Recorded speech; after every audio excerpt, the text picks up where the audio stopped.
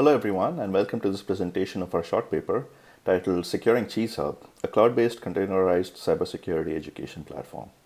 Our paper describes a less discussed aspect of containerized deployment in the cloud, specifically the security features of both the Docker container engine and the Kubernetes container orchestration system that are available at a developer's disposal. We describe how these features are used to secure our cybersecurity education platform called CHEESEHub against malicious users. This presentation is structured as follows. I'll begin with a quick overview of CHEESEHub and our system design. Then I describe the relevant security considerations for the various system components. Then I describe how the CHEESEHub security model draws from existing Docker and Kubernetes security features to address these various security considerations. And finally, I'll conclude with some other interesting features in Kubernetes that help us address some other orchestration and deployment related considerations in CHEESEHub. CHEESEHub is a scalable web-based cybersecurity education platform. It currently hosts several community-contributed hands-on learning environments that describe various cybersecurity bugs, exploits, and concepts. It's currently deployed to the Exceed Jetstream Campus Cloud resource and uses a configurable catalog of applications that can be expanded as new applications and demonstrations are added. There are two broad categories of users in CHEESEHub. On the left here are the contributors who are designing the actual containerized applications and lessons, and these are pushed to Docker Hub and GitHub. On the right is a typical user of CHEESEHub. They can access the CHEESEHub webpage through their browser and then request a specific application. At this point, the necessary application containers are deployed to the Jetstream Campus Cloud, and then they are then accessible through the user's web browser itself. So let's look a little deeper into the actual CHEESEHub system design and the various security considerations that come up. So CHEESEHub is based on the NDS Labs Workbench framework. This is a framework that was designed and developed by the University of Illinois at Urbana-Champaign. I won't dive too deep into the system design of Labs Workbench or CHEESEHub, but I'll essentially point out the three different pieces here, or the three different components of the system design that have specific security concerns. So at the bottom here is the actual infrastructure, which comprises the cloud resources, the virtual machines, and the Kubernetes resources that are used to both deploy the Labs Workbench framework, but then also the user applications themselves. In gray is the user space, which comprises the actual user applications and also their user storage and personal files. And in yellow are the actual application containers themselves that host the various security exploits that are being demonstrated, and these are containers that have been designed and contributed by our community. So as I mentioned, each of these different components come with their own relevant security considerations, and we'll look at some of them next. So at the infrastructure level, the key concern is the ability of a malicious user to either access the Kubernetes API or escape the container sandbox for a particular application and then exploit the host machine itself, or even get out of the host machine and then affect other compute cloud resources. At the user level, the key concern is the ability of a malicious user to break out of their container and either brute force attack other users' containers, following which they can either deny them access or disrupt the use of these other applications.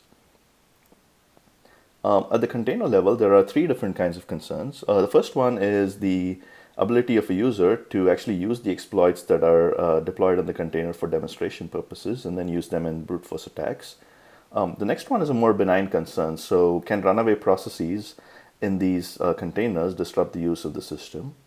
And finally, in some applications, for example, in network security applications such as ARP poisoning, there is a need to have unrestricted network access between the different application containers. And so it's key to ensure that despite having this unrestricted network access between the containers themselves, there's still isolation between users and to the outside world. So next, let's look at the CHEESEHub security model and the various Docker and Kubernetes features that it uses to address these different security considerations we've seen so far. So at a high level, we can split the CHEESEHub security model into four broad categories. The CHEESEHub applications themselves are designed so that they do not have unrestricted sudo access. So they only either provide specific sudo access to specific commands, or they use the capabilities model in Docker to allow the users to run certain commands. So for example, netadmin can be used to provide just granular access to things like updating the IP tables of the firewall in a specific container.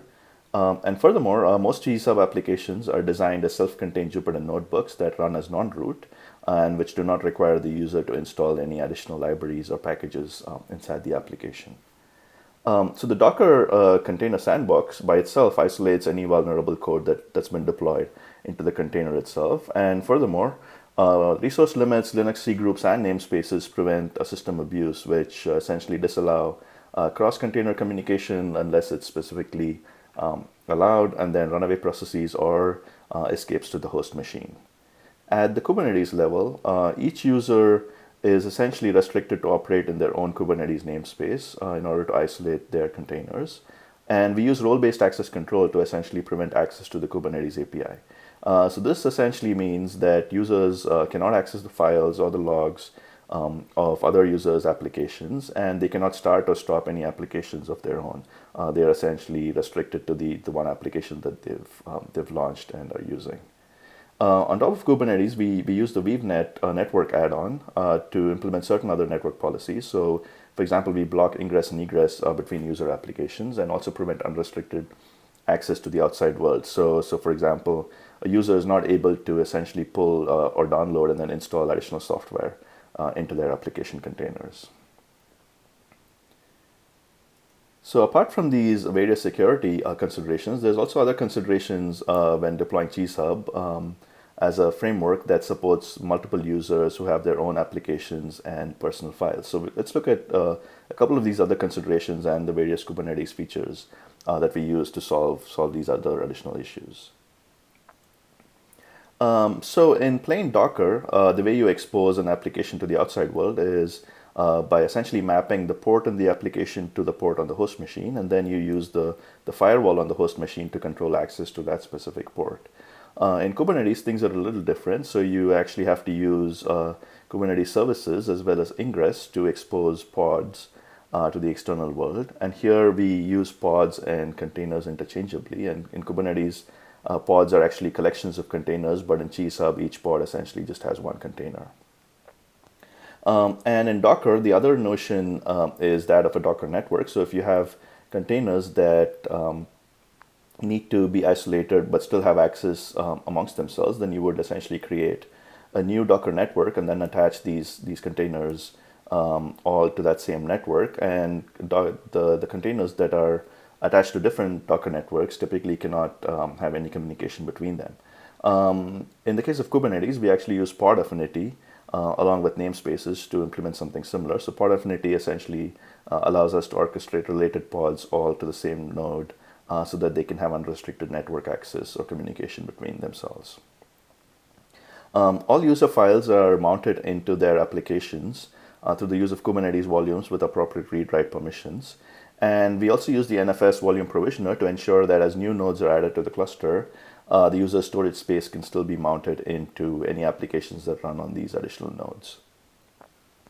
And finally, a key advantage of Kubernetes is its ability to help with rolling updates to both the applications and the host machines themselves.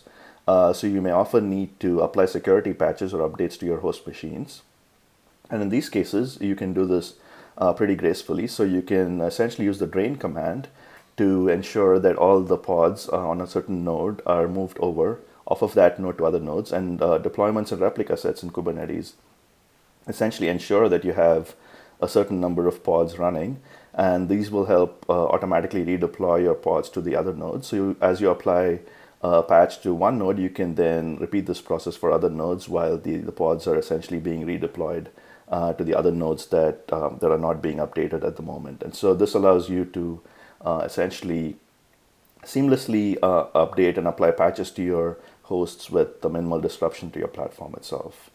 So that was a summary of the different security features and other features in Kubernetes and Docker that we've leveraged to essentially deploy CHEESEHub and ensure its security from malicious users.